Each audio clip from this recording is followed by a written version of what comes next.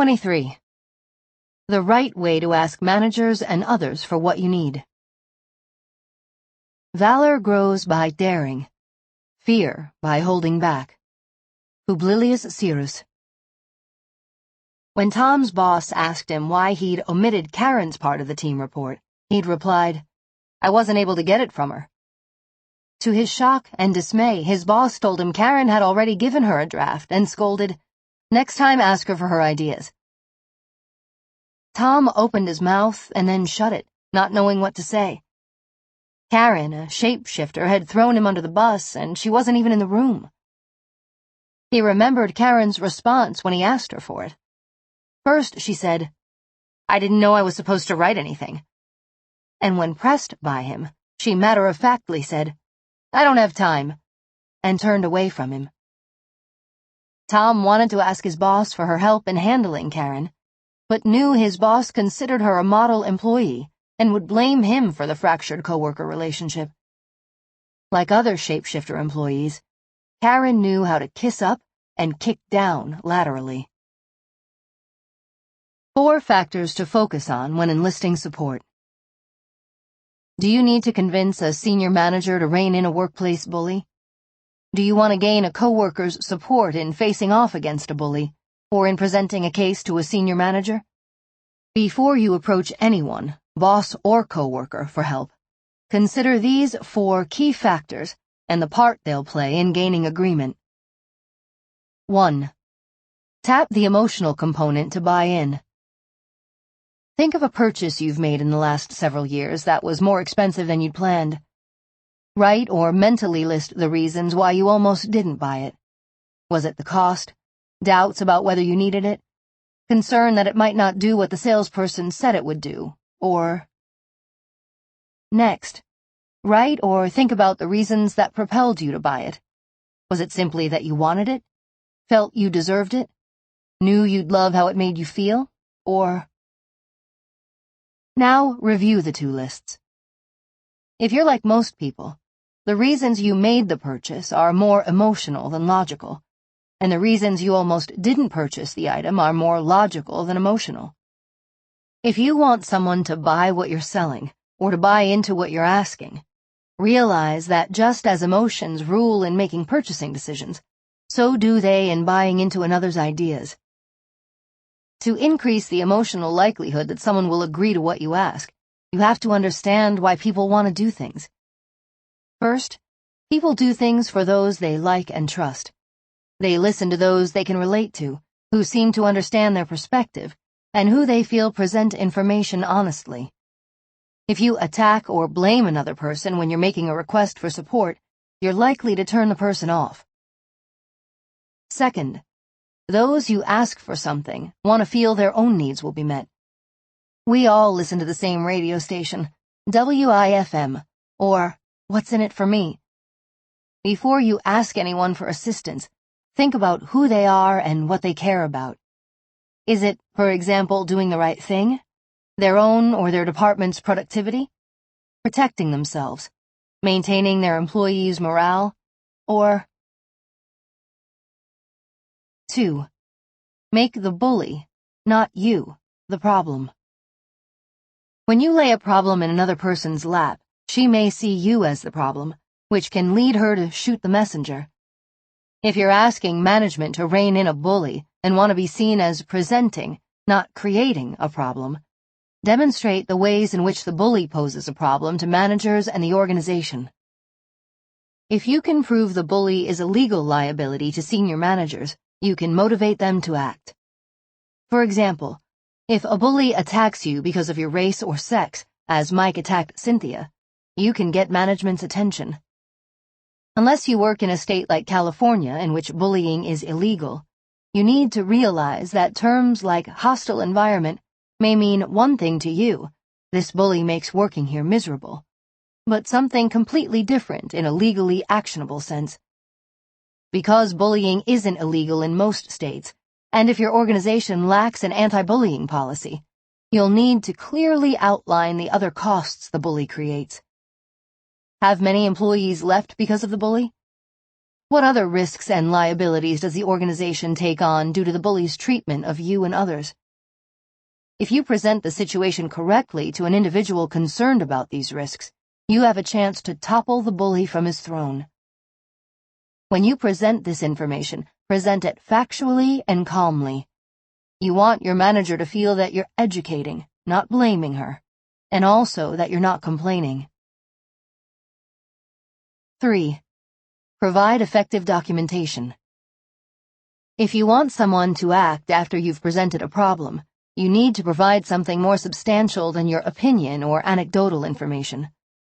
Documentation is crucial to obtaining buy-in. Effective documentation presents hard facts that lead the person who reads them to the conclusion you want.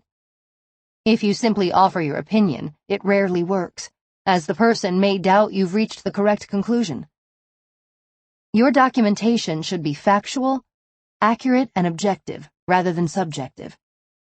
Record the specific facts most likely to lead someone else to draw the same conclusions you did. If you need to present a subjective issue, describe what actually happened, without including your opinion or conclusions about it.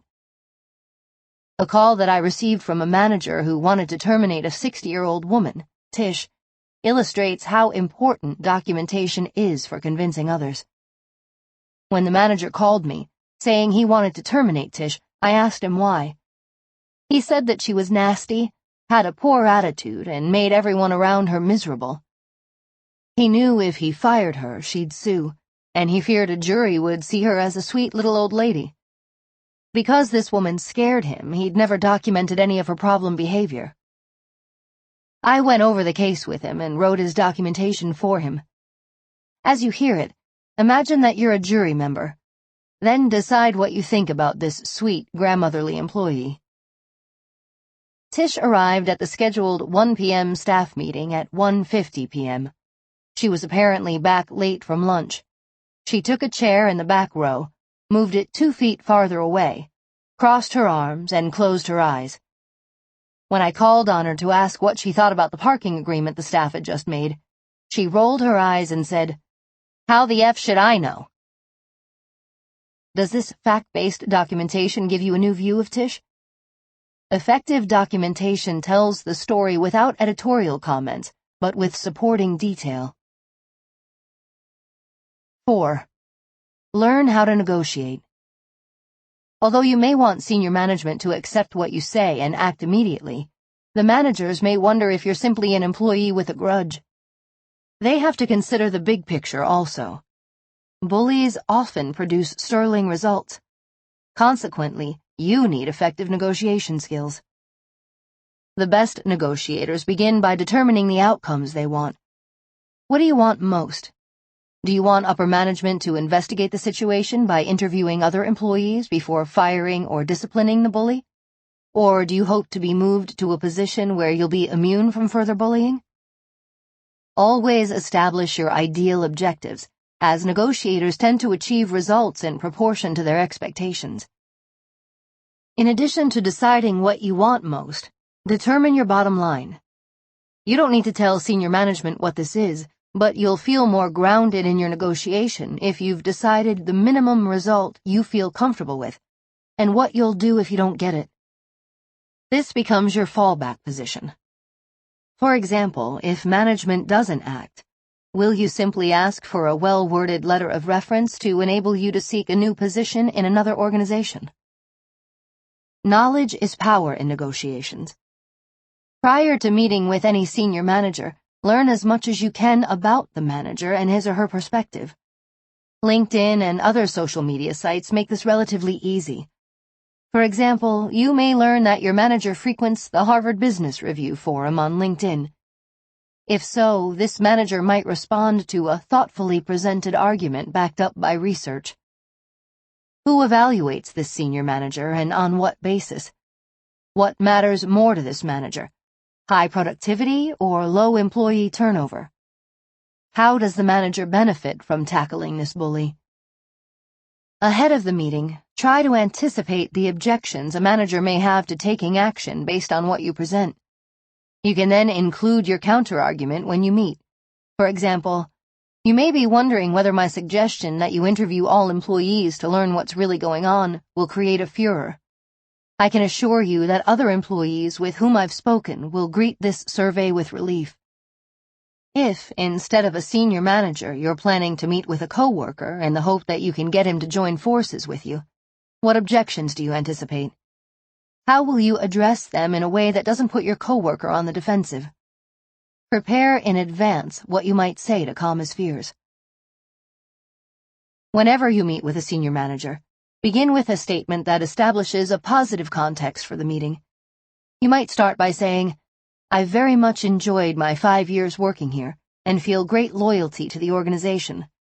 I know also that you value both employee morale and productivity." Never present your ideas for change in a way that seems motivated by self-interest. When you couch what you say in terms of how it impacts the manager and the organization, you make it more appealing. Although you might be tempted to talk non-stop during your meeting with the senior manager, rein yourself in. Monologues convince no one and often lead the person you're trying to convince to tune you out. Instead, intersperse questions with the facts. After all, what will a senior manager believe more readily? What the manager says in response to your questions, or what you say? By asking questions, you also learn how the manager views what you're saying. When you ask questions, 2 words to avoid are why and did. Both lead to defensiveness. If you hoped a senior manager would have acted sooner, perhaps when the bully ran off the last person in that position, and you ask, "What led you not to act?" you create a different feeling than if you ask, "Why haven't you acted?" Regardless of your words, keep your energy positive and non-judgmental as you ask the question, so your manager doesn't feel put on the spot. If you thought this senior manager should have realized how beaten down you and other employees were by your bully supervisor when the manager sat in on a recent staff meeting, you might ask, "What was your sense of what happened at the staff meeting you attended?" This open-ended question will give you a different response than if you ask, "Did you see what he did and how other employees reacted?" Never imply criticism with your questions. Questions such as, "What leads you to see it that way?" or, "Please help me understand your reasoning," draw out your manager, allowing you to learn the hidden objections you need to counter if your manager is going to act as you hope. Finally, you may want to ask your manager to keep the fact that you sought assistance confidential, or to offer you an assurance against retaliation. Your turn. Where are you now? You may not want to ask someone for support at this moment, but have you ever wanted to ask for someone's support? Did you? Answer the following questions based on that experience. If your answer to the question is no, imagine what it might be like if you did and answer the questions accordingly. 1. Who do you want to convince, or whose support do you need to enlist? What matters to this individual? What might lead this person to want to help you? 2. If you plan to meet with a senior manager, you should outline the risks or liabilities the bully creates. 3. Take a day to write or collect documentation. Before you give it to anyone, make sure it's factual, specific, and objective. Then review it. If you weren't personally involved in the situation, would it convince you to act? 4. Select the senior manager or HR representative to whom you'll be presenting the information. Do an internet search and learn more about him or her. 5. Prepare for negotiation. What outcome do you hope to achieve? What's your bottom line? What will you do if you don't achieve what you hope? 6. What objections do you anticipate? How do you plan to counter them? 7. Before you meet with a senior manager, create your opening statement. What will you say that starts the meeting on a positive note? 8. In the next week, eliminate the words why and did from your vocabulary. Instead, start any questions you ask with what, how, or can you tell me more? 9. Ask a friend to role-play a senior manager. Provide your friend with objections you anticipate and ask your friend to make the meeting hard on you. By practicing the meeting ahead of time, you handle it better in real life. 24. Anger, the bully, and you. How few there are who have courage enough to own their faults, or resolution enough to mend them. Benjamin Franklin. When Cassandra learned the depth and breadth of what character Assassin Heather had told others about her, she said she felt so mad I could spit nails. She called me for a coaching session and vented with almost volcanic rage. "Let's take a walk so you can talk it out," I suggested. We headed to Anchorage's coastal trail. Initially, Cassandra yelled so loudly that birds flew from nearby trees, and passing dogs and their owners moved off the trail as they neared us. To handle the bully in your work life, you may need to learn to handle anger. The bullies and yours. Bullies intimidate others through anger and other types of overt aggression. When you finally decide to stand up to a bully, you may lift the lid off a vat of buried emotions and learn how angry you are at both the bully and yourself for taking the mistreatment for so long. Anger differs from danger by only one letter. How to handle a bully's anger. Bullies use anger to intimidate. They offload their stress by blowing up at others. Bullies even justify this by saying, "I only got mad because you didn't do what I told you to do," or "I yelled because you didn't listen." A bully's anger may set off your fight-or-flight response. Never fight aggression with aggression. It only throws gasoline on the fire. Instead of counter-attacking, use coastline breathing to calm yourself and stop you from reacting precipitously. Arguing may make you feel better in the short term, but it can lead to retaliation in the long run. Although you may want to exit a situation for your own safety or to de-escalate a confrontation, retreat generally provides only a short-term solution. Bullies often fixate on and come after targets. If you've been on the run from a bully in your work life, you may need to enlist the help of human resources or a senior manager, or learn to stand firm. Finally, never take a bully's anger personally. It's truly the bully's problem, not yours. How to manage your own anger.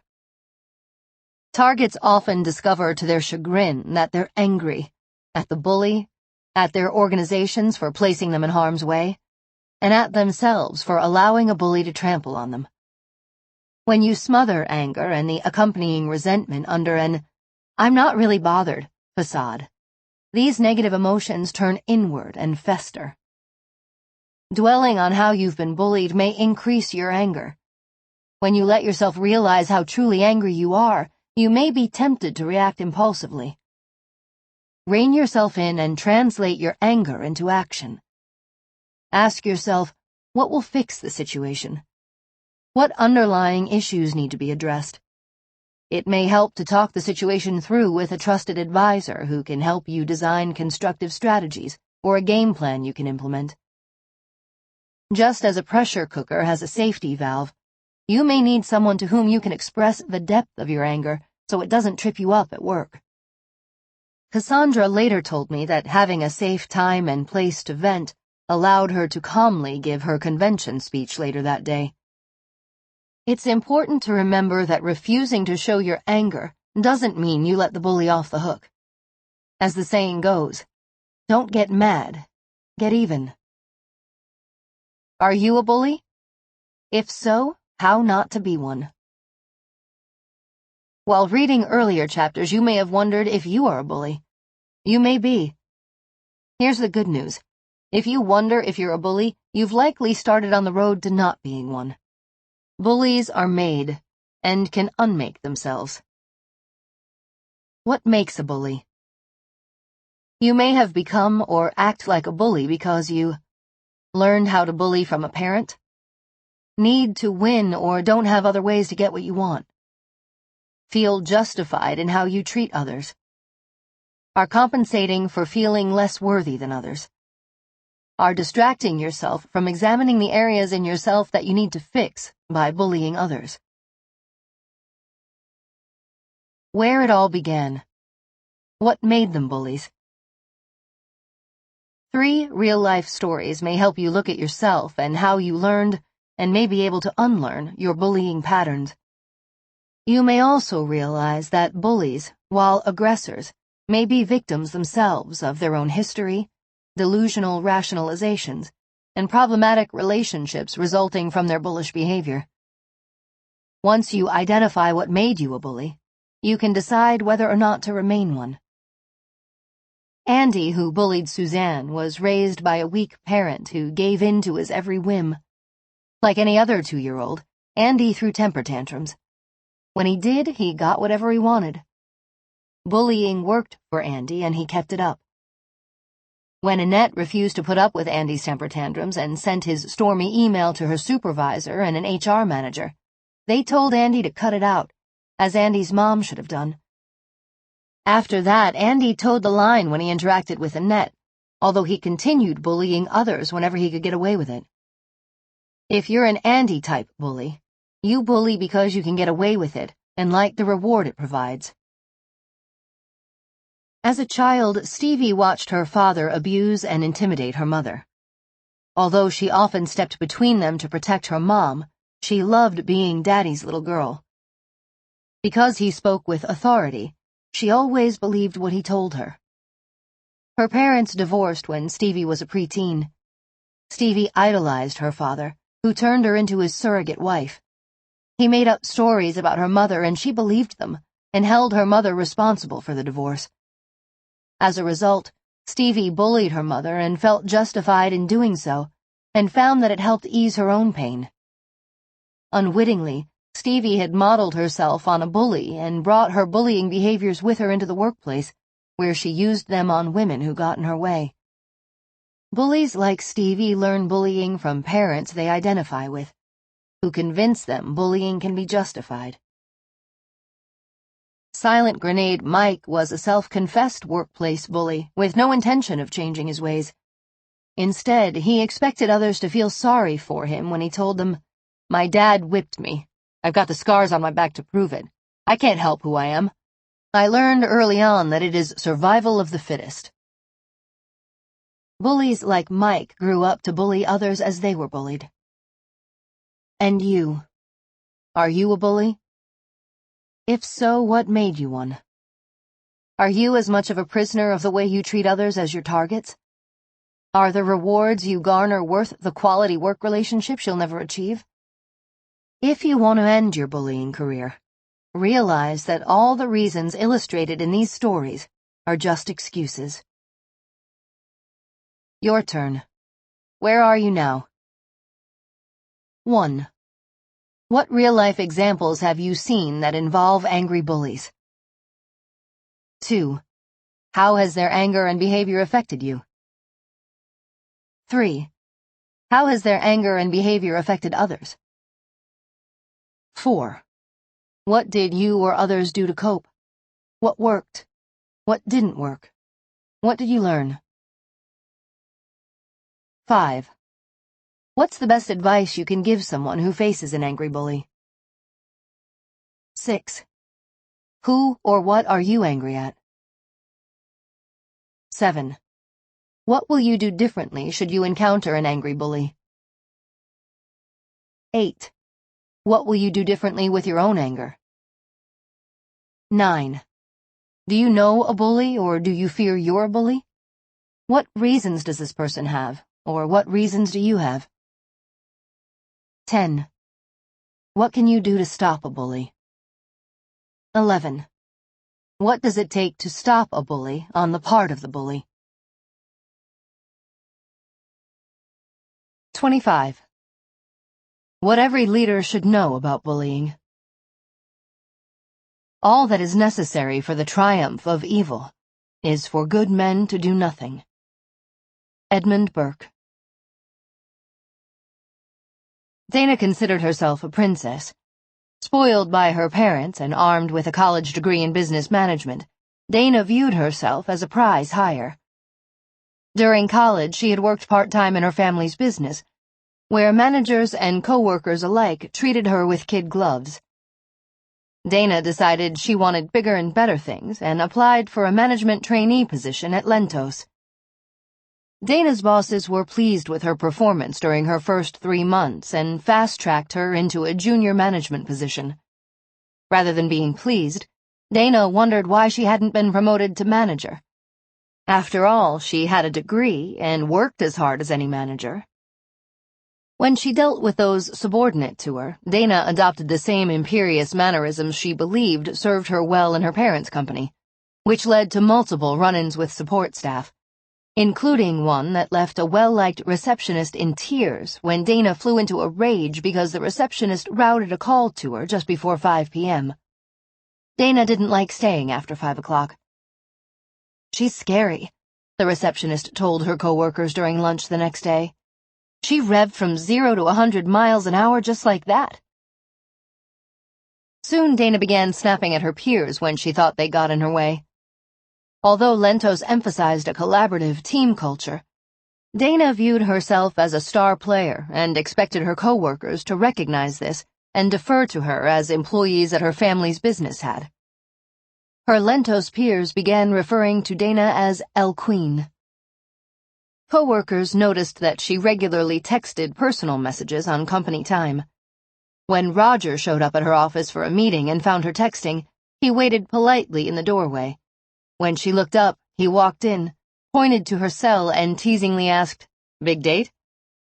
"How dare you?" Dana yelled, her eyes bulging in outrage.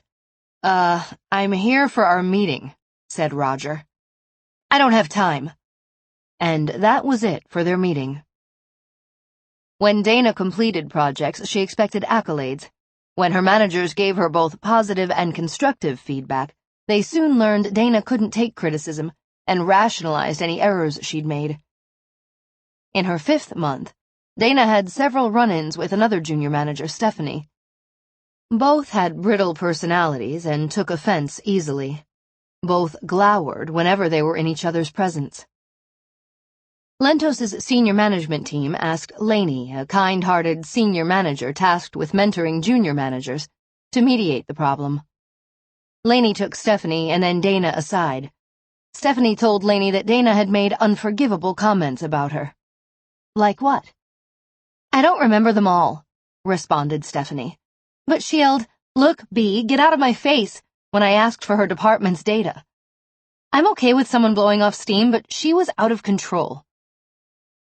When Lainey took Dana aside, Dana said, "I gave her the data. She expected me to hold her hand. I don't baby others and don't expect them to baby me." Lainey tried counseling Dana. "We hired and promoted you because we saw promise. I'm hoping you can learn from what's happened recently. In my career, I've learned you get the treatment from others that you give them. Your coworkers think you are volatile." "That's their problem," retorted Dana. "Is any part of your relationship with Stephanie or other employees your problem?" asked Lainey. Dana stiffened. She angrily responded, "I don't see how, and I don't appreciate being talked to like a 3-year-old. Lainey told the management team that Dana reeked of outrage and self-righteousness during their meeting. Lentos terminated Dana and gave her a letter of recommendation that stated the company viewed her as a promising manager in training who would be better suited to a company with a more aggressive culture. Shocked by her termination, Dana stormed out of the building. The next day she called, demanding a meeting with Lentos' chief executive officer. She arrived with her attorney and, with her jaw thrust out, protested that she hadn't felt supported as a new manager, that her reference letter was insulting given all she'd done for Lentos, that she wanted a more complimentary letter or none at all, and then threatened that if she didn't get 6 months' severance pay, she'd sue. "Consider the letter rescinded," responded the CEO. He then turned to Dana's attorney, saying, "Since a lawsuit's been mentioned, this meeting is concluded. Here's our attorney's phone number, along with documentation from our investigation into Dana's last 30 days with Lentos.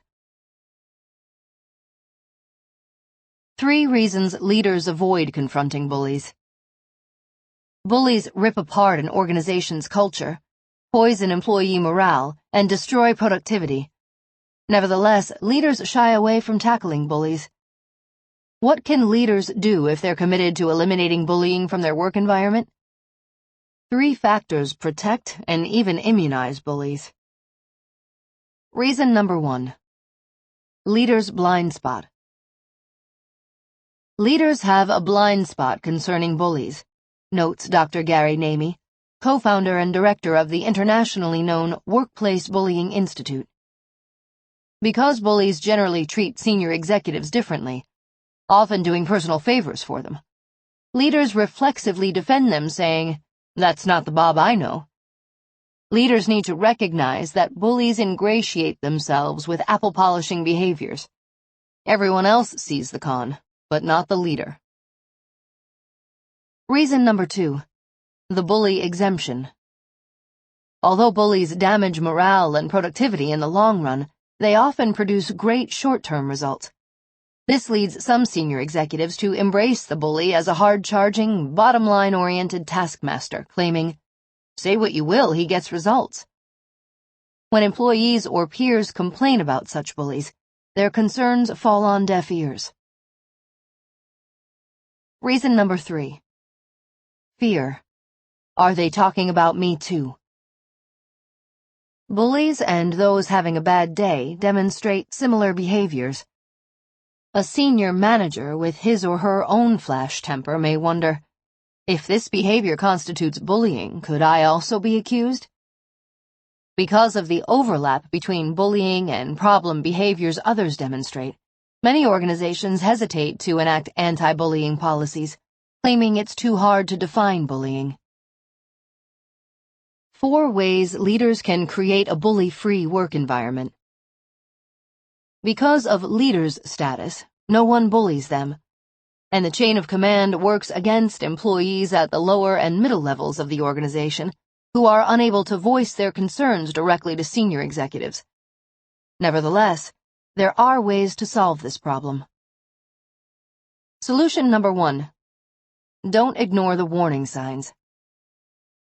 Leaders need to be enough in tune with employee morale to recognize the telltale signs that bullying is occurring in their organizations, advises Namey. When employees raise issues, Namey notes that all too often, leaders fail to appreciate the invaluable feedback on employee morale their employees provide. Instead, leaders give bullies impunity, responding, "That's just Bob," leaving employees to realize they need to put up with the bully and shut up. One of the best tools for obtaining employee feedback is the 360-degree review discussed in earlier chapters, which allows employees and peers to confidentially answer questions that ask how managers, supervisors, and others treat them. Solution number 2. Create a bully-free work environment. Leaders set the tone for their organizations. If you're a leader who cares, ask yourself these 4 questions. 1. Do you model respect toward all employees? 2. Do you listen to and address voiced concerns? 3. Do you let all staff know what is and is not acceptable behavior? 4. Do you encourage open, confidential reporting? If you haven't answered yes to all 4 questions, begin changing what you're doing now. Solution number 3. Establish an anti-bullying policy. A well-written anti-bullying policy can help leaders purge unrepentant bullies.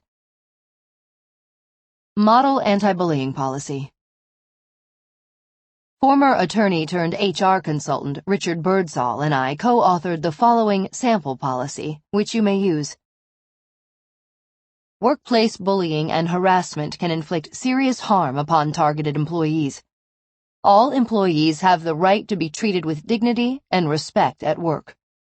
Accordingly, it is a violation of company policy to engage in abusive conduct. No form of harassment will be permitted or condoned. Abusive conduct includes acts and/or omissions that a reasonable person would find abusive, based on the severity, nature, and frequency of the conduct, including but not limited to repeated verbal abuse such as the use of derogatory remarks, insults, and epithets. Verbal, non-verbal, or physical conduct of a threatening, intimidating, or humiliating nature. The sabotage or undermining of an employee's work performance or opportunity for promotion or advancement. Employees are encouraged to report bullying behavior without fear of retaliation. Employees may report harassment and abusive conduct to any senior manager or member of the human resources team. Employees engaged in harassment or abusive conduct, or those who retaliate against an individual for reporting such alleged behavior, may be subject to disciplinary action up to and including termination. Solution number 4. Create a viable grievance channel.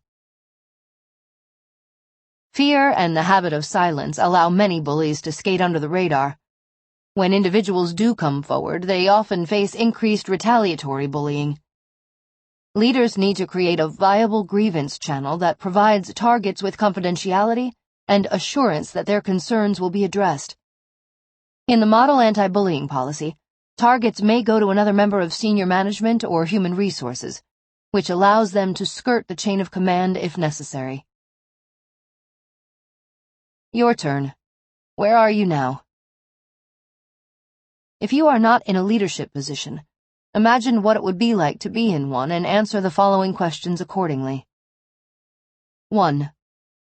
Have you seen evidence of the bully blind spot among your managers or in yourself? What didn't you or the manager see or hear? 2. Have you experienced the bully exemption, where a bully was allowed to get away with murder because of the results the bully or the work group under the bully produced? What was the effect? What did management need to realize about the cost of that bully exemption? 3. What distinguishes a bully from another individual who exhibits problem behaviors? 4. If you're a leader, how do you plan to get in tune with staff at lower levels to learn what's going on from their perspective? 5. What benefits would the model anti-bullying policy provide your organization? If you like it, arrange a visit with a senior executive or human resources professional in your organization and offer it to them, free of charge. 6. Does your organization have a viable grievance channel? If not, what do you propose to do about it? 26. What human resources can and should do? People always say I didn't give up my seat because I was tired. But that isn't true. No, the only tired I was tired of giving in. Rosa Parks. When HR manager Jess heard Supervisor Ray's voice on the phone, her heart sank. Ray, a Darth Vader clone, ran through employees like water. Some he fired, others got so fed up they quit. So when he told Jess, "I need you to fire Rose," she groaned. What now? Ray, what's the problem? Ever since Rose was diagnosed with breast cancer, she's been in and out of the office for doctor's appointments. Ray, it's understandable that she's missed some work. She has cancer. Steam in his voice, Ray barked his response. Maybe you HR types think that's okay, but everyone in my department needs to produce. I can't keep someone who can't work the hours it takes to meet deadlines. Rose claims she needs to leave by 5 o'clock, and that's not how it works in accounting. What a jerk, thought Jess, tamping down her irritation. We went over this last month. The Americans with Disabilities Act requires us to accommodate employees with disabilities. Cancer qualifies. Stupid law. Move her to another department. I expect you to take care of this. Ray delivered this line like an order. Not a bad idea, thought Jess. Rose deserves to get away from Ray. But move her to which department?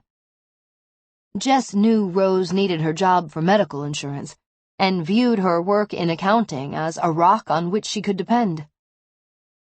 I will take care of it, thought Jess, but probably not the way Mr. Empathy wants. Ray, do you want to come to my office, or should I visit you? She asked. I don't have a lot of time. I'll come to you. So, Ray, what's got you amped up? Ray snorted and spoke through thin lips.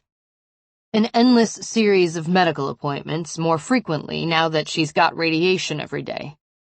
For how long? That's not the point. And the point is? I need a full-time employee. You have one. Rose has been and is a great employee. She has cancer. We need to accommodate her. She was a decent employee. She's not anymore. Put her somewhere else. I'll look into that. Meanwhile, I expect you to treat her appropriately, and we're going to talk about what that means. Ray shot up from his chair. I don't have time for this. Jess stood and eyed him. Fine. You choose.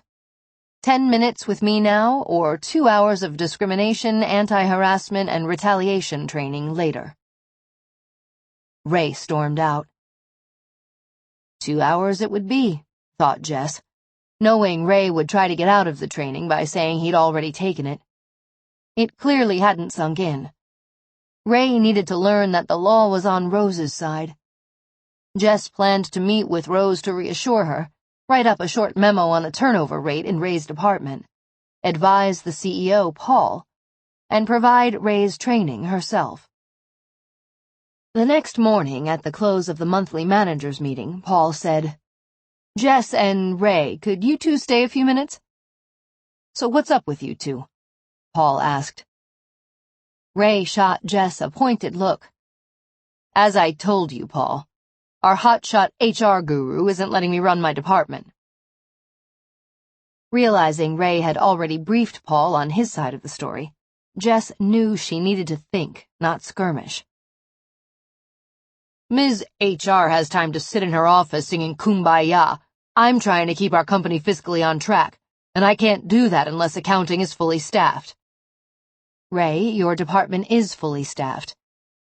Her friend Rose has a medical appointment every day, Ray continued, as if Jess hadn't spoken, and refuses to work overtime, forcing others to carry her load.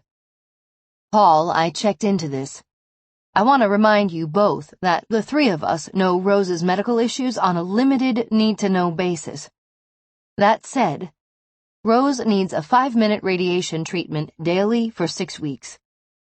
Paul, she schedules this so she's their first appointment when they open at 8 o'clock in the morning and gets to the office by 8:30, which is another demonstration of her work ethic.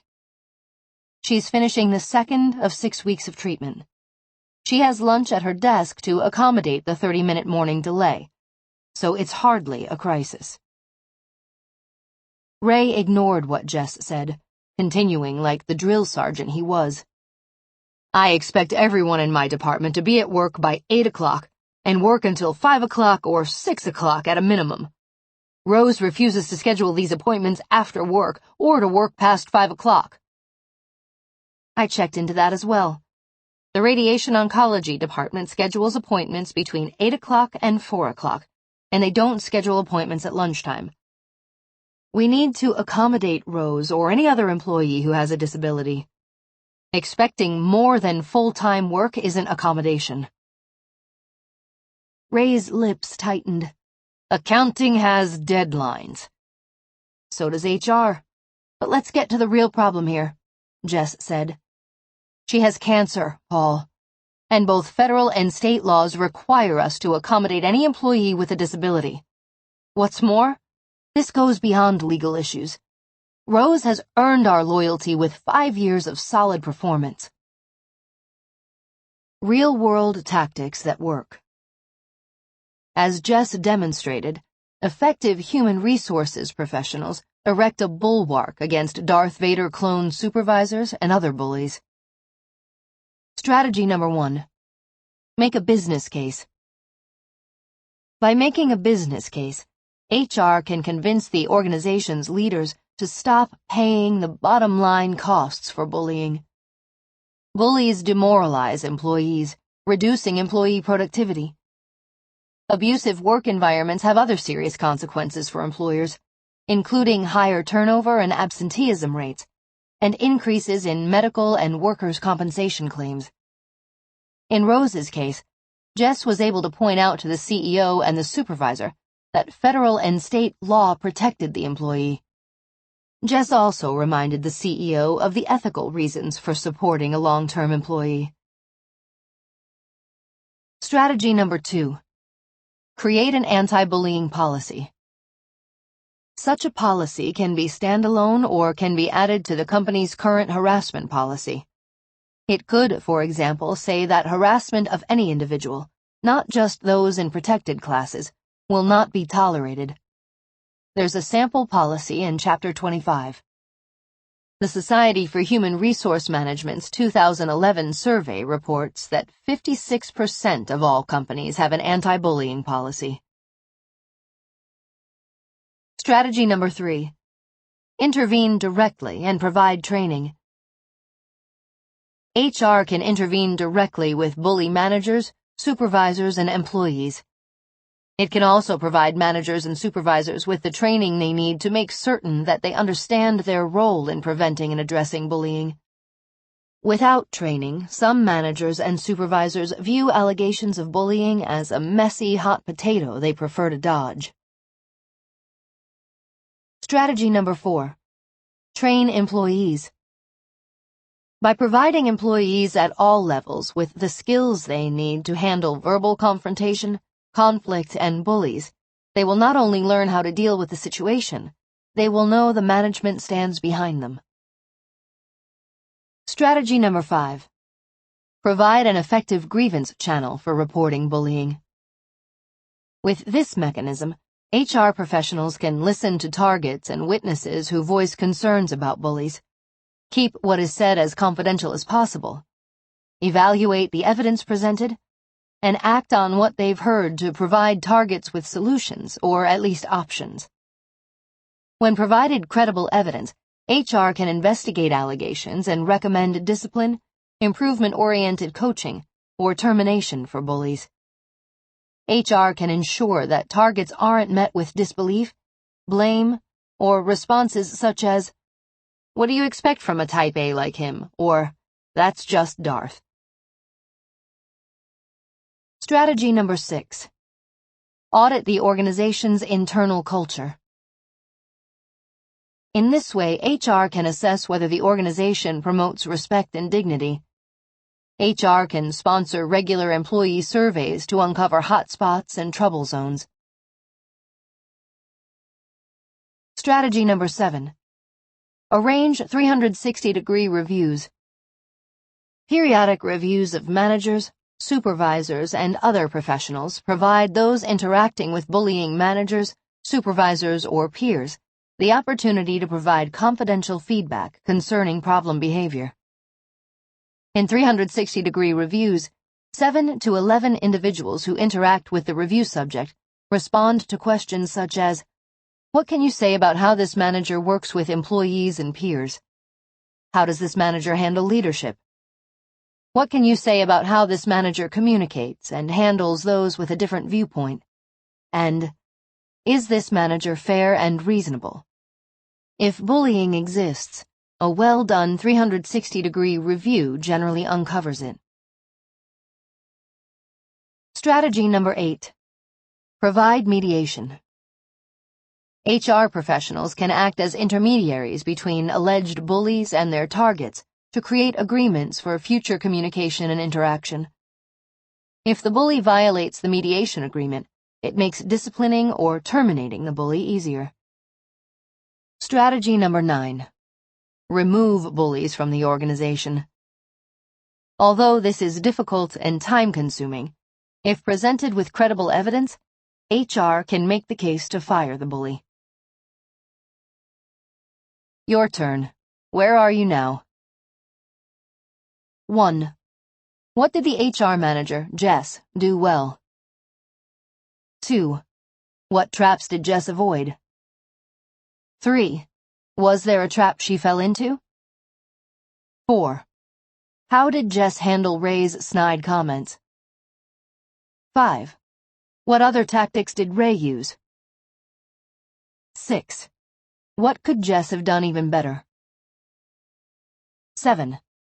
Whether you're an HR professional or not, write a business case to convince your senior management that bullying needs to be addressed. 8. If you're in HR or senior management, institute an anti-bullying policy or add language to your current harassment policy that states that any harassment of any individual, not just those in protected classes, will not be tolerated. 9. If you're in HR, design a program for providing managers and supervisors with training concerning their role in preventing and addressing bullying. If you're not in HR, petition for such a program. 10. If you're in HR, arrange training for all employees on handling verbal confrontation and workplace bullies. If you're not in HR, petition for this training. 11. If you're in HR, create an effective grievance channel for targets and witnesses. 12. If you're in HR or senior management, arrange an audit of your organization's internal culture and assess whether your organization promotes dignity and respect. 13. If you suspect a bully exists in your organization, arrange or petition for a 360-degree review to uncover credible evidence. 27. Bullying isn't illegal, or is it? The significant problems we face cannot be solved at the same level of thinking with which they were created. Albert Einstein. When accounting department supervisor Ray complained to the CEO that accommodating an employee with cancer left his department short-staffed, HR manager Jess knew she had a fight on her hands. Ray had a practice of towing the legal line, yet making an employee's life so miserable he or she quit. Jess thought Ray was a bully, but he didn't act out in front of the CEO, and his department produced great results. Also, although Jess reminded CEO Paul that federal and state law required their company to accommodate a disabled employee, she knew that Paul cared more about Ray's good results than he did about employees. She'd tried to fix the situation, but Ray had complained about her and they'd both wound up being talked to by Paul. After the skirmish, as she and Ray stood up to leave, Paul said, "Jess, can you hang around for a moment?" "Sure." She watched Ray leave. "How come this escalated to my level?" "Ray thinks he can ignore the law and Rose's years of good work and pressure her into working longer hours, or me into finding her a position in another department." Paul's eyes narrowed. Yep, Jess thought.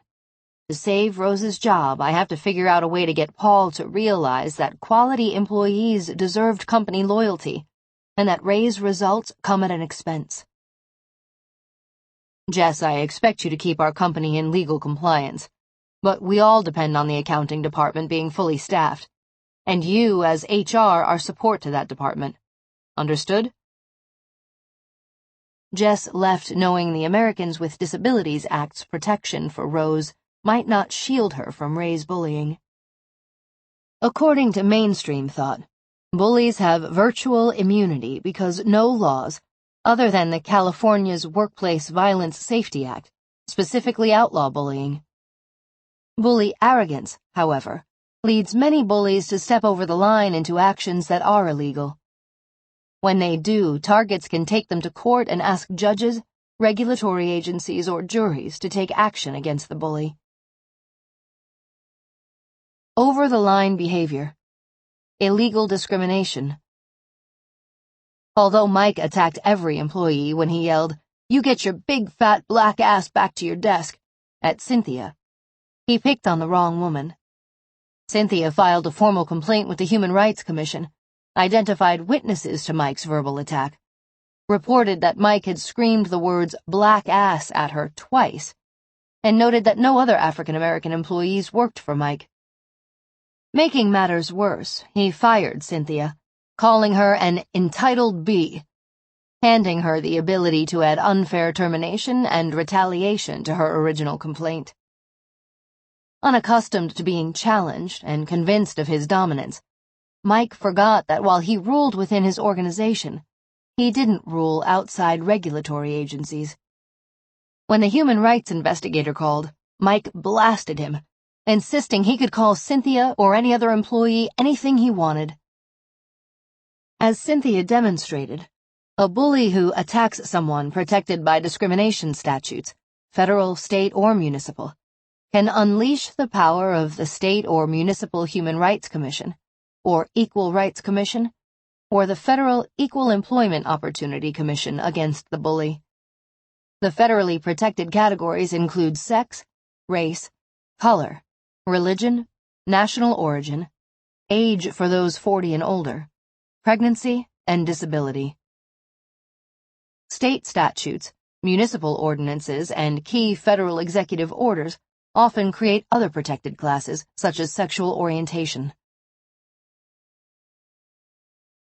Over-the-line behavior. Attacking an employee for exercising a protected right. The Department of Labor, DOL, enforces more than 180 federal laws that protect employee rights. Bullies who unfairly retaliate against an employee who voices concerns related to these employee rights may find themselves trumped by a federal or state regulatory agency. These rights include the right to organize and to bargain collectively, to receive overtime pay if a non-exempt employee, to safety and health protection in the work environment and to related workers' compensation, and the right to privacy of personal information. For example, the Fair Labor Standards Act protects employees from bully bosses who unfairly order employees to work overtime without allowing them to record their extra hours on their time cards. An employee can take notes that document overtime, such as time-stamped emails made shortly after arrival and just before departure, or altered time cards, to the Department of Labor if he was fired for attempting to log overtime hours. Over a period of time, he may be able to demonstrate a bully supervisor's pattern of coercing employees not to claim overtime. In a DOL investigation, other employees' emails will show evidence of more than 8 hours of work, even if their time cards show only 8-hour days. The Occupational Safety and Health Act, administered by the Occupational Safety and Health Administration, OSHA, protects an employee's right to voice concerns over unsafe working conditions. The Act assigns employers a general duty to provide employees with a workplace free from recognized serious safety hazards. Unfortunately, this general duty clause applies only to conditions causing or likely to cause death or serious physical harm, and does not apply to psychological or emotional harm or emotional upsets or anxiety. An employee who protests that something isn't safe and then is told, "If you won't do it, I'll find someone who will," can document the incident. In an OSHA investigation, other employees' testimony generally confirms that employees learn that they need to cross the line from safe to dangerous to keep their jobs. For example, the bully foreman in a construction company told several laborers, "We need to move fast. You don't need those safety belts." When one worker fell, it led to a safety investigation. When she blew the whistle, OSHA interviewed all laborers and found the pattern. The National Labor Relations Act, NLRA, protects an employee's right to engage in concerted activity. That is, 2 or more employees may act together for their mutual aid or protection concerning the terms or conditions of their employment. When a company fired an employee for describing his supervisor as a racist in Facebook postings to a coworker Facebook friend, the employee protested that the NLRA protected his right to protest illegal discrimination. The state's Human Rights Commission agreed, investigated, and found a pattern of illegal discrimination on the part of a bully supervisor. Although bullying wasn't illegal in that state, discrimination was. Over-the-line behavior. Retaliating against an employee for exercising a legal right. Bullies expose themselves when they punish employees for exercising their rights.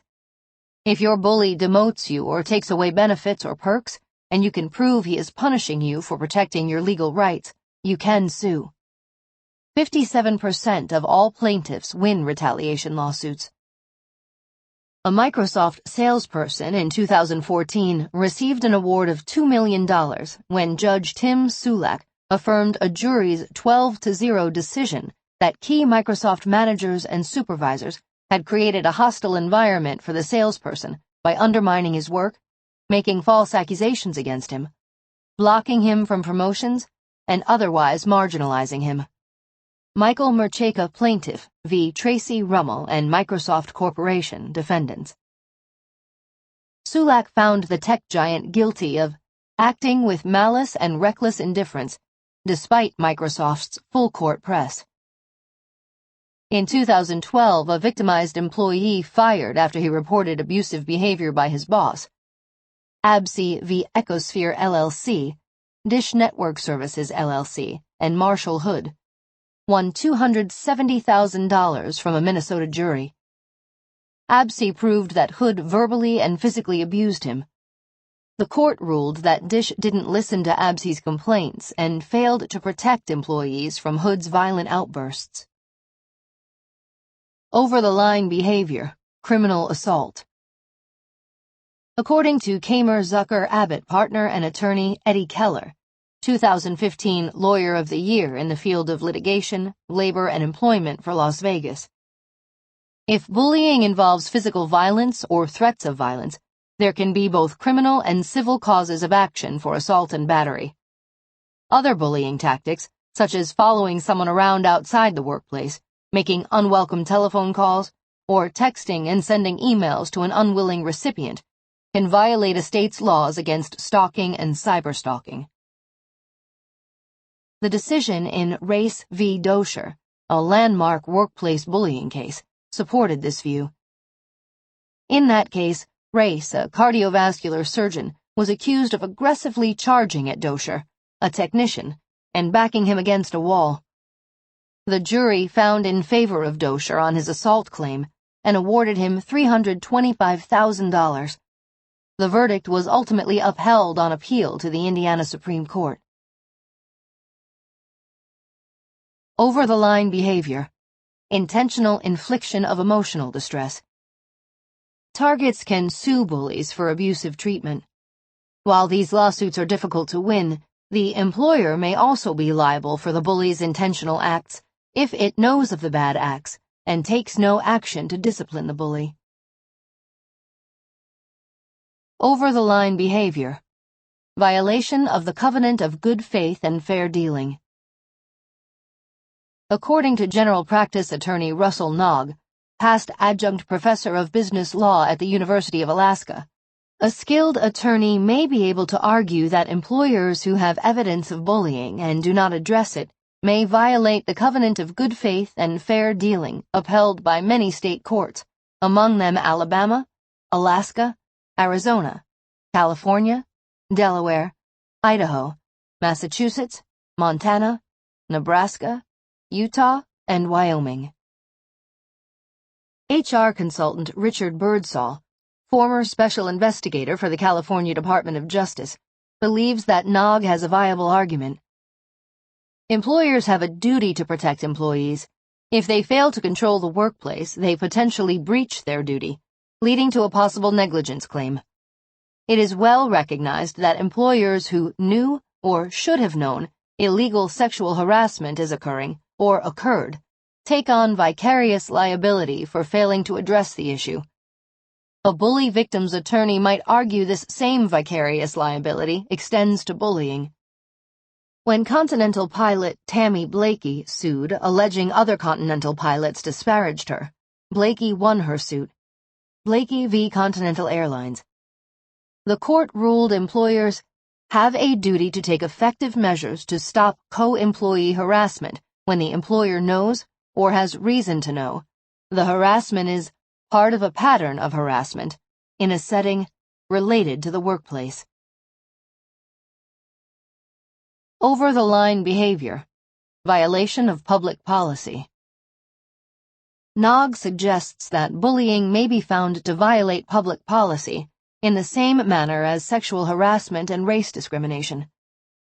The concept of grossly disparate bargaining power has been a basis for various provisions of some contracts as void, and thus against public policy. Aggrieved employees may not have reasonable bargaining power, and thus can't create, on their own, a bully-free work environment. Over-the-line behavior, violation of state law.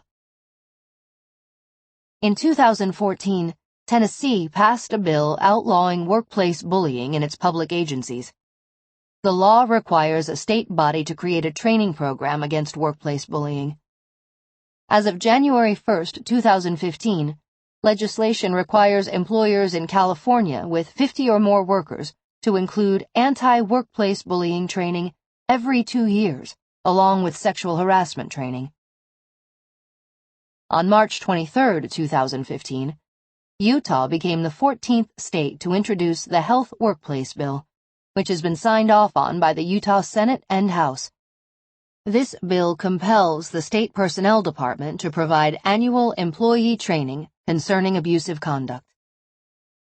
These 3 state bills signal a turning of the tide. You can expect more anti-bullying legislation in the future. Your turn. Where are you now? 1. Based on what you've read, is it possible you have legal rights a bully may have violated? Which ones? What do you intend to do about it? Your state's bar association can give you a list of employment attorneys to contact. 2. Does your state have anti-bullying legislation? If not, consider writing your legislators and asking them to sponsor a bill. 28.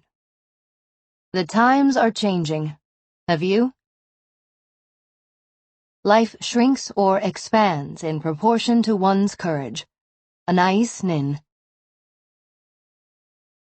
Connie, we're waiting on you at the bike trail. Abby, I can't make it. You're working late again? Yeah. You have to stand up for yourself, Abby said in a firm voice. I know. So did you tell him you won't work past 6 o'clock? No, answered Connie in a small voice. Why the heck not? Asked Abby, her voice rising. I wanted to, but... Connie's voice trailed off. He looked so mad when he told me I had to get this done before I left. He's just a bully. You said you'd stand firm. I know. So why do you let people walk all over you? Familiar story? All of us have patterns for handling conflict, which directly affect how we handle bullies. Some of us are pushovers. We learned this early in life. We signal our intimidation to bullies and they sense, correctly, that they can walk on us without negative consequences.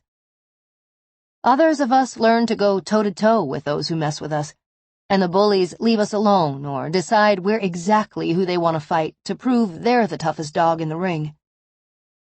The inventory provided in your PDF gives you an opportunity to learn your preferred conflict style. Once you identify your own style, in contrast with other approaches, you can add new approaches that appeal to you to your repertoire. Discover your conflict style and the approach that's right for you. As you take this inventory, honesty counts. Don't answer as you think you should. Answer as you are. Select the alternative or alternatives that fit how you truly act, even if you know you should do things differently. Please refer to the bonus material to take the following inventory. Read each situation and consider the 6 alternatives. Then divide 10 points among the choices according to which alternative or alternatives best describes you. For example, in the first question, if you really like answer C, give C 10 points and the other alternatives 0. If, however, you like answer C, but also like A and B, split the 10 points, giving the most points to the alternative you like the best, and so on down the line. Decoding your inventory. If you have 30 or more points in a style, it's definitely part of your approach to handling conflict. If you have fewer than 9 points in a style, it's not an approach you tend to take. You may have 30 or more points in as many as 3 styles. You may also have relatively equal numbers of points in 4 or even 5 styles. Or there may be 1 or 2 patterns you never choose. All styles have positive and negative consequences. Some styles have significantly better outcomes, others have significantly worse outcomes. You increase your likelihood of using the right conflict approach when you feel comfortable with multiple styles. The styles. A. If you have 30 or more points in A, you practice avoidance. Avoidance allows conflicts to fester and escalate. Avoidance can be a legitimate choice temporarily, or for a trivial issue, or if you would derive little or no payoff by heading into the conflict. Avoidance can take the form of diplomatically sidestepping an issue, postponing dealing with a situation, or withdrawing from a problematic person or situation. Sonia, Suzanne, and Tova, who each gave away their power and became a bully's easy target, all practiced avoidance. Avoiders most often swallow what they want to say. When confronted, they often say, "Sure, okay," and "whatever you want." B. If you have 30 or more points in B, you choose confrontation. Confrontation comes from a "let's handle this" perspective. Confronters may use both negative and positive methods. Confronting can create both positive and negative consequences. Mavis confronted Bernard when she prepared a video and threatened to send it to Anderson Cooper, but left Bernard the choice of whether or not he stopped bullying his employees. After HR manager Jess confronted Ray, Ray countered by taking his case to their CEO and accusing Jess of not doing her job. Confronters often offer the bully a dignified out, as in, "Are you sure you want to do this?" Confronters also make comments such as, "Let's not go there," and "Let's back up here and not go toe-to-toe when we can reach an agreement we'll both be happy with." C. If you have 30 or more points in C, you choose accommodation. Accommodators live with the rules and within the parameters established by others in an effort to preserve harmony and avoid disruption. Accommodators neglect their own concerns to satisfy other people's needs and believe the myth, "mellow your enemies with kindness." Accommodation proves an excellent choice when the issue matters more to the other person than it does to you, and when a goodwill gesture or a cooling-off period improves one's eventual results. Accommodation can serve as a bandage, but is not a permanent fix, because although others may feel better, you haven't addressed the underlying conflict. Newly promoted Adam tried to accommodate Jeff by letting Jeff know Adam considered Jeff valuable and wanted things to work out. As Adam learned, if you're an accommodator, you may give up more than you want, and accommodation works only if it leads the other person to positively respond. Accommodation language includes, "I'll go along with this because it matters to you, even though it's not my first or even second choice, and I can put up with this." D. If you have 30 or more points in D, you move forward fearfully. Although you act, you worry and telegraph your hesitation to others. Bullies can control you, as you strive to appease them even when you know they're wrong. At the same time, you're headed in the right direction and can grow this style into a more assertive one by honing your skills in each real-life situation. Maura wound up confronting a bully attorney after she fired an employee who pirated her material. Soft-hearted Maura told Elliot she wished him well, and tried to resolve the conflict by sending him multiple letters, reminding him the stolen materials weren't his. Although Maura didn't wholeheartedly choose legal action, she learned she could stand firm when she prevailed after a showdown with a scorched earth bully in front of the judge. Moving forward with fear language includes, "I know you didn't mean this, but it hurts," and "I wish you wouldn't do this in the future." E. If you have 30 or more points in E, you handle conflict assertively. You approach conflict in a direct, straightforward manner. You handle issues proactively and not aggressively. Annette handled Andy assertively when she got up and left Andy's office. If you choose E consistently, you both watch out for your own interests and respect the rights of others. Wording that characterizes your E style includes, "Let's deal with the core issues. I'm standing my ground. I know we'll work it out. And I'm calling the situation as I see it." The E style addresses the underlying issues that create conflicts and achieves maximum results in most situations. F. If you have 30 or more points in F, you use a toe-to-toe, head-on approach. This style is often selected when managers need to implement unpopular courses of action, or you as an individual feel fed up. This power-oriented mode handles conflicts quickly and can work well in emergency situations, yet achieves poor results in most other situations. Mitch used this strategy in Chapter 7, when he and Mike had a staring contest, ending when Mike jabbed his fingers at Mitch's eyes, and Mitch grabbed and twisted Mike's fingers backwards. People in this category believe that might makes right, and rarely worry about consequences.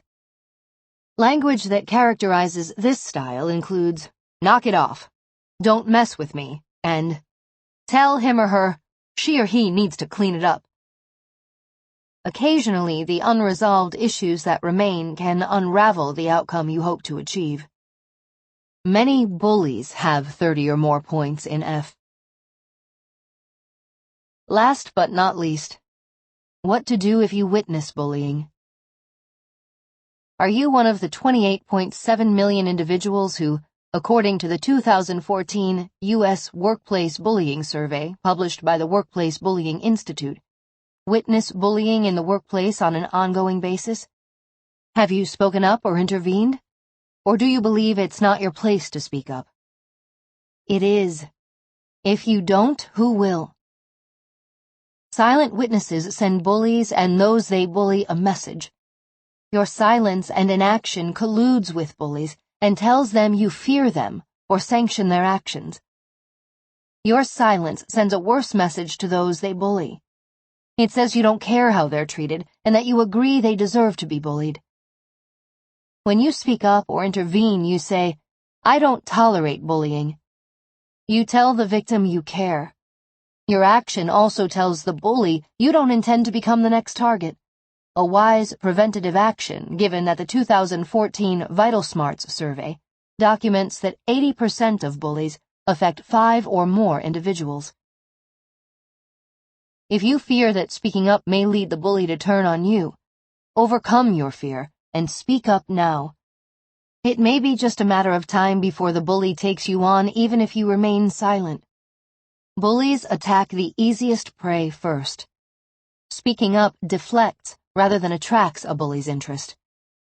If you don't want to speak directly to the bully, seek out a senior manager or a member of your organization's human resources staff. Your turn. Where are you now? 1. How accurately did your score on the Curry Conflict Inventory reflect how you handle conflict? 2. What did you learn from the results? 3. Were there any surprises? 4. Have you been a conflict avoider in the past? Has reading Beating the Workplace Bully made you less so? 5.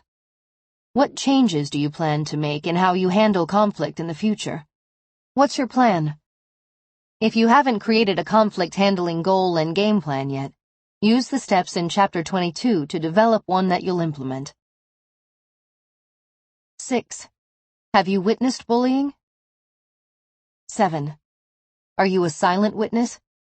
If so, what message do you send? How does your lack of action sanction bullying? 8. What message do you want to send the bully and the individual currently targeted? 9. Is now the time to intervene? If not now, what are you waiting for? 10. Does it take courage for you to speak up? How can you summon that courage? 11. If you plan to report the bullying to someone other than the bully, to whom will you speak? Make an appointment with that individual today. It's time to celebrate. What's changed since you picked up this book? Have you opened your mind to new insights and possibilities? Has doing the exercises restored your self-worth? Have you discovered more of who you are? The future is bright, not without risk, but with promise. It's your turn. About the author. Lynn Curry founded and runs Alaska's largest management and HR consulting firm, with 3,500 clients in 14 states, as well as Japan, Korea, England, and China. Armed with a doctorate in social psychology, and having earned a senior professional in human resources certificate, she provides executive and life coaching, manager, employee, and board training, HR on-call services, and mediation, team building, strategic planning, investigation, and other management consulting services to individuals and organizations. Her clients have included the U.S. Army, ConocoPhillips, the state of Alaska, British Petroleum, Veterans Affairs, and Wells Fargo. Lynn has authored 3 earlier books, Solutions, One by One, and Managing Equally and Legally. Her weekly Dear Abby of the Workplace column has run since 1983, and hundreds of media outlets from Yahoo News to CBS Money Watch have published her writing. Lynn has 3 children, Ben, Jenny, and Angel Joey, and 1 granddaughter, and divides her time between her home in Anchorage and her cabin in Moose Pass. You can connect with Curry via her blog, www.workplacecoachblog.com, her company, www.thegrowthcompany.com, or Twitter @LynnCurry10.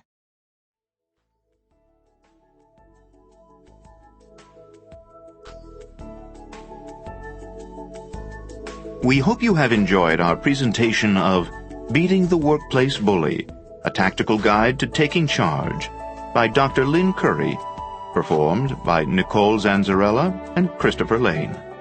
Performance copyright 2015 by Brilliance Audio, all rights reserved. For further information concerning this program or other Brilliance Audio titles, please call the following toll-free number, 1-800-222-3225, or visit our website at www.brillianceaudio.com. No part of this recording may be played for an audience or reproduced in any form. It may not be streamed, downloaded, broadcast, or copied without written permission. Address all inquiries to Brilliance Audio, P.O. Box 887, Grand Haven, Michigan, 49417.